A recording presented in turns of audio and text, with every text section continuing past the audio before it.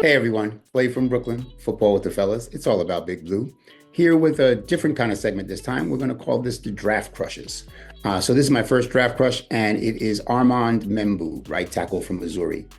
He's someone that Mazo and I have talked about before as someone who's probably going to go in the first round, probably in the top 20 picks or so, actually. For a lot of people, he's either the first or second offensive lineman that's likely to come off the board. At worst, the third, Will Campbell and Kelvin Banks being the other two who are getting strong consideration. But I think this young man very easily could be the first off the board. And so does Daniel Jeremiah from the NFL. So at the combine, he talked about him quite a bit. And I'm going to show you a little bit of what he said about Mr. Membou.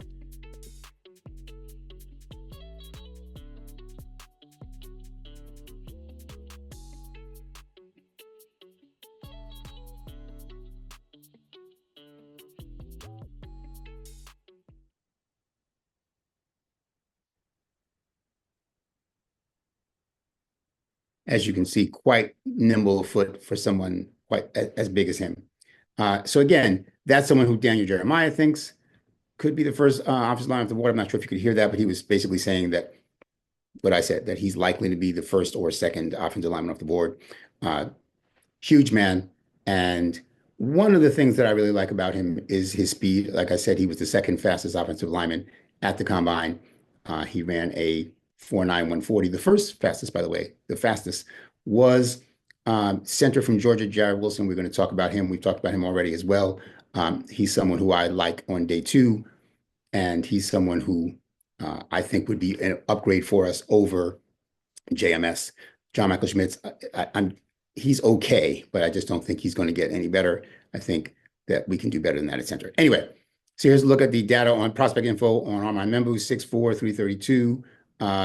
33 and a half inch arms is a little bit on the short side for a lot of teams. Think that 34 inches is the minimum for a tackle. I don't happen to buy that. 33 and a half is close enough. There have been some outstanding tackles with short arms, and that Joe Thomas comes to mind. In any event, I think he would be an outstanding guard.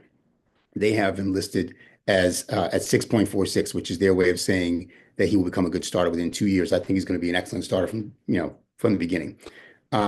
His athleticism score was 94. Why is that? Well, he also had a 1.74 10-yard split. He had a 34-inch vertical and 9'7" broad jump. Again, we don't require him to do much of that in the NFL, but just knowing he has that kind of athleticism and explosiveness is really impressive. And he did 31 bench reps. 31 bench reps is very good. That's very solid in that department as well. So he's not just big, he's strong. And like I said, very fast and mobile for his size.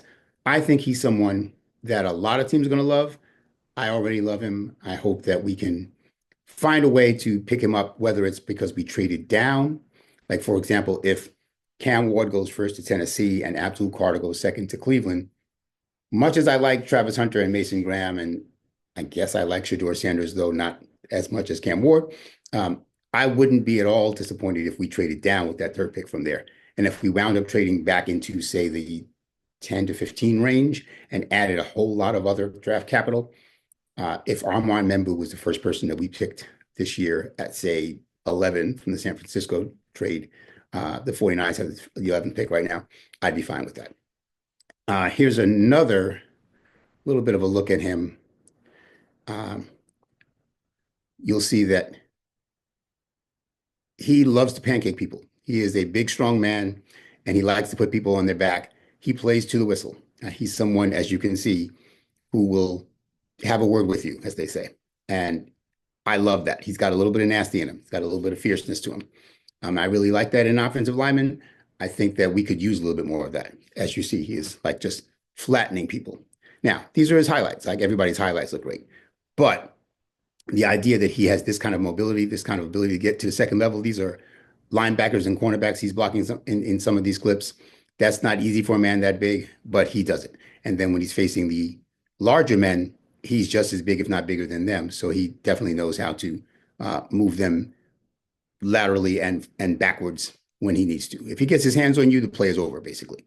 So I love that. This is someone who I think we could put at right tackle and move Jermaine Moore to left tackle if Andrew Thomas were to get hurt. And I don't think we'd miss a beat.